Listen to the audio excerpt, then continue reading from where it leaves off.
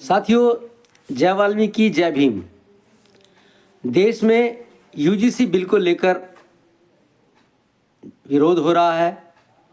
असामाजिक तत्व, असमानता के पोषक तत्व इस बिल को लेकर बौखलाए हुए हैं और तरह तरह के भ्रामक प्रचार कर रहे हैं। विश्वविद्यालय अनुदान आयोग, यूनिवर्सिटी ग्रांट कमीशन यानी यूसीजी बिल 2026 जब से आया है, देश में बहुत माहौल गर्मा गया है। ये है क्या? उच्च शिक्षण संस्थानों में छात्र व शिक्षक, संस्थान के सभी कर्मचारी, उनको समानता का अधिकार देने वाला बिल है, जिसका उद्देश्य कॉलेज और विश्वविद्यालयों में जातिगत आधारित भेदभाव को खत्म करना है और संस्थानों को एक समान अवसर देने वाले केंद्र के रूप में बनाना है।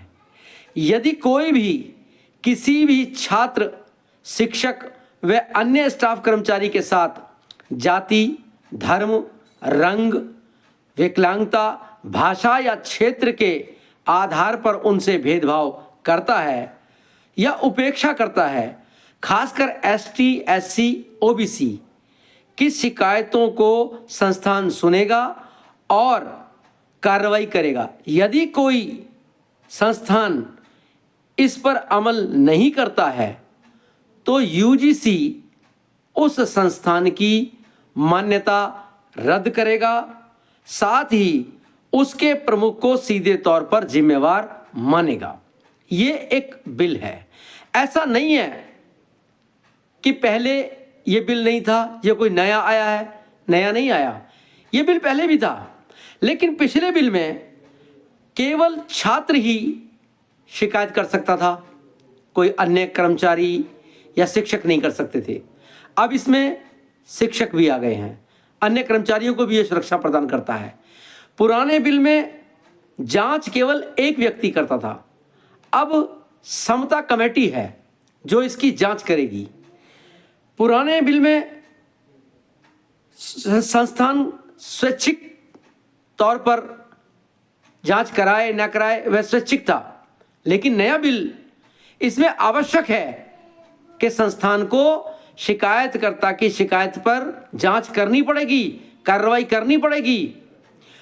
पिछले बिल में यह केवल एसटी, एससी को अवसर देता था अपनी शिकायत करने का यदि उनका उत्पीड़न होता है, लेकिन अब इसमें ओबीसी एक ऐसा वर्ग है जिसमें बहुत सारे बहुसंख्यक लोग हैं, और अगर इनको इससे बाहर रखा गया, इनको शामिल नहीं किया गया था, तो इसकी जो मंशा है, इस बिल की मंशा, वो पूरी नहीं होती है। एससी, ओबीसी जो वर्ग है वो बहुतायत संख्या में है और उनका भी शोषण इसी तरीके से होता है। इसलिए अब इस नए बिल में एससी, एसटी के साथ ओबीसी को भी शामिल किया गया है, जो एक बहुत सराहनीय कदम है। दूसरा, पिछले बिल में यदि कोई झूठी शिकायत कराता है तो झूठी शिकायत कराने वालों के खिलाफ कोई प्रावधान नहीं था, लेकिन अब संस्थान को यह अधिकार है कि अगर कोई किसी को किसी तरीके की रंजिश रख के झूठा फंसाना चाहता है, झूठी शिकायत करता है, तो झूठी शिकायत पाए जाने पर जांच कमेटी उस शिकायतकर्ता के खिलाफ भी कार्रवाई करेगी। इसके लिए वह स्वतंत्र है।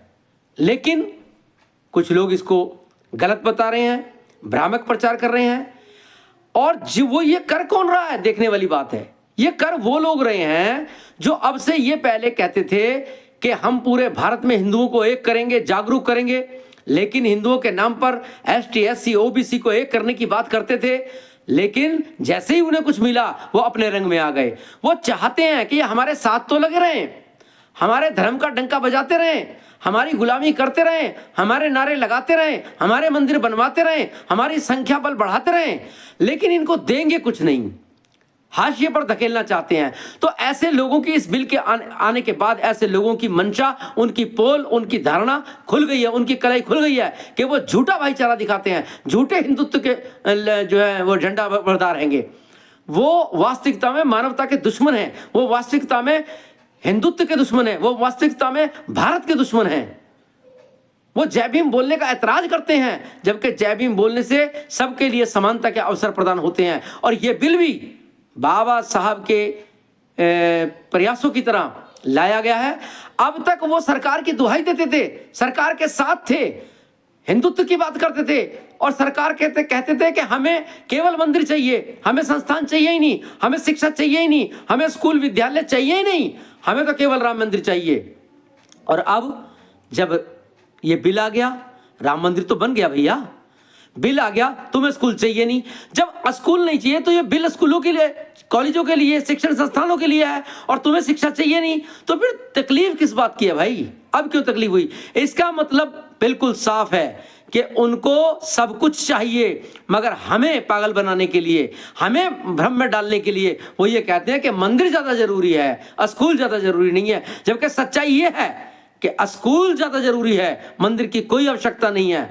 लेकिन अगर जिन लोगों को आवश्यकता लगती है तो भैया आपके लिए मंदिर बना तो दिया, आप मंदिर जाइए, स्कूल से आपको कोई सरोकार नहीं है।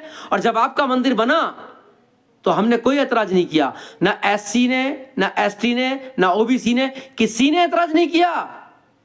आपके लिए सरकार ने मंदिर बनाया है, आपकी भावनाओं का ख्याल रखा है, इधर दलितों की और ओबीसी की भी भावनाओं का ख्याल रखा है सरकार ने हमारे लिए। अब ये शिक्षण संस्थानों में बिल लेकर आई है सरकार।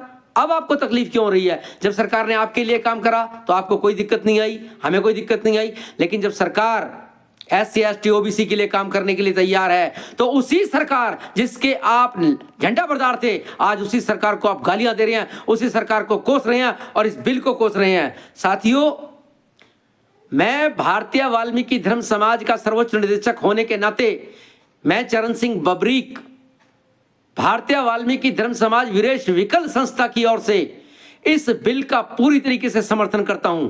मेरा संगठन इस बिल के साथ है और जो इसका विरोध कर रहे हैं उन विरोधियों का विरोध करता हूं। हमारी संस्था, हमारा समाज इस बिल के पक्ष में है। साथियों, हमें शिक्षा चाहिए और मेरे इस वीडियो को जितने भी लोग देख रहे हैं उन सब का यह कर्तव्य है कि अपने अपने स्तर पर इसका जो है समर्थन करें और इसको सही ठहराएं। हम इस बिल के और सरकार के का समर्थन करते हैं। इन्हीं शब्दों के साथ जय वाल्मीकि, जय भीम, जय भारत।